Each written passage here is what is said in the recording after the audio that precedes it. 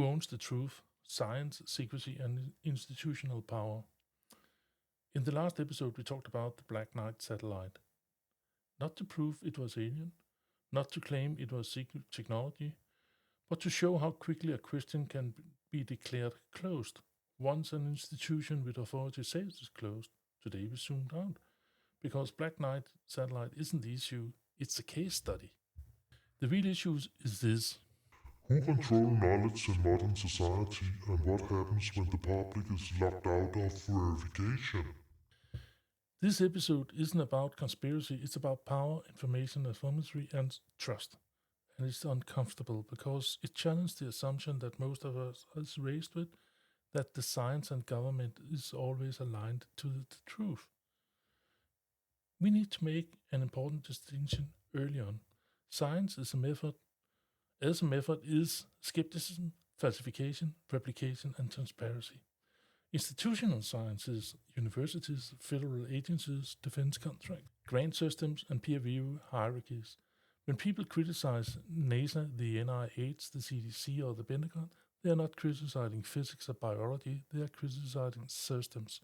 Systems that decide what gets funded, what gets studied, what gets published, and what quietly disappears.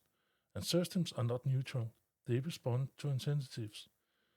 We are often told that there is scientific consensus. That sounds reassuring, but consensus is not true. Consensus is agreement among participants, and participation is restricted. Historian of science Thomas Kuhn explained this clearly. Most science operates with what is called normal science, fundamental assumptions that are not questions. Anomalies are set aside, careers depend on staying inside the paradigm. Consensus stabilizes institution. It does not necessarily uncover the truth. And when consensus is being published, it often functions as a shield. With statements like, the science is settled, there is no debate, this has been debunked. But debunked by whom? Using what data? Under what assumptions? Those questions are rarely answered. Anomalies are dangerous, not scientifically, but institutionally, because anomalies consume resources, challenge existing models, introduce uncertainty. In governmental linked science, uncertainty is a liability. Consider UAPs. For decades, sighting by pilots has been dismissed, not disproven, dismissed. Only after 2017, when Pentagon programs were exposed via mainstream outlets, did the language change, not because the phenomenon was new, but because ignoring them was no longer viable. The anomaly didn't change. The institutional risk did. Here's the paradox. The public is expected to trust institutions precisely because it lacks the tools to verify them. You don't, as a citizen, has access to classified military systems like radar systems, satellite feeds, defense, intelligence analysis, and things like that. So when the government says there's nothing here, you have three choices basically. You could believe, ignore, or distrust. Choice is called, choice number three is labeled, conspiratorial. But in a system with documented secrecy, distrust is rational. Let's talk about the president. The US government has a long documented history of denying programs that existed, classifying information for decades, misleading the public for national security.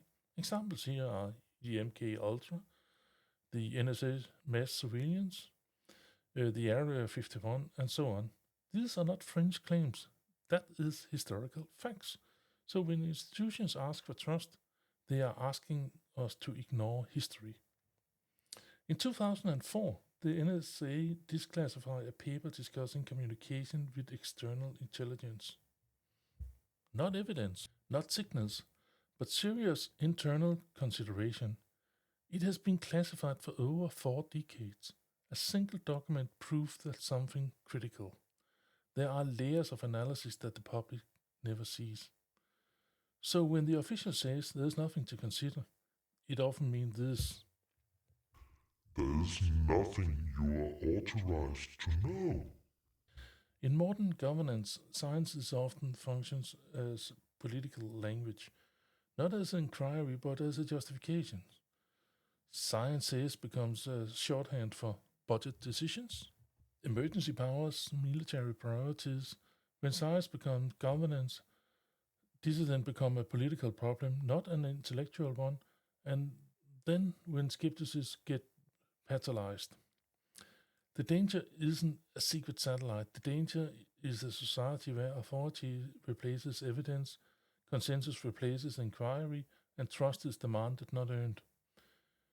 If institution wants trust, they must accept scrutiny, because truth cannot be questioned. It's not true, it's controlled. Thank you for listening.